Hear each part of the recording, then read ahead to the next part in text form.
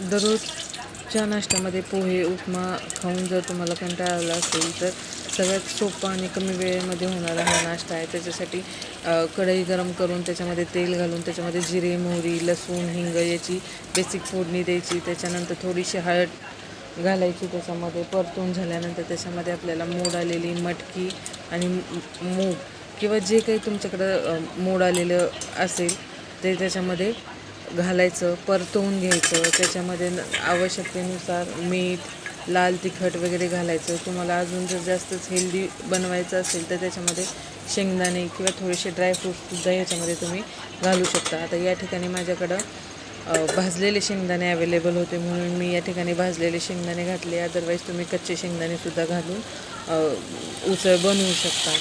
त्याच्यानंतर ज्यावेळेस आपण ही भेळ स्प्राऊट भेळ खाणार आहे त्यावेळेला आपण काय करायचं, ह्याच्यामध्ये अजून हेल्दी किंवा फायबर वाढावं म्हणून ह्याच्यामध्ये काकडी टोमॅटो बीट गाजर किंवा जे सलाडमध्ये तुमच्याकडे अवेलेबल असेल ते बारीक चॉप करून घ्यायचं आणि ते मिक्स करायचं आणि खायचं. त्याचबरोबर जर अजून तुम्हाला चव एन्हान्स करायची असेल तर त्याच्यामध्ये तुम्ही चाट मसाला किंवा लिंबू वगैरे मिक्स करून खाऊ शकता.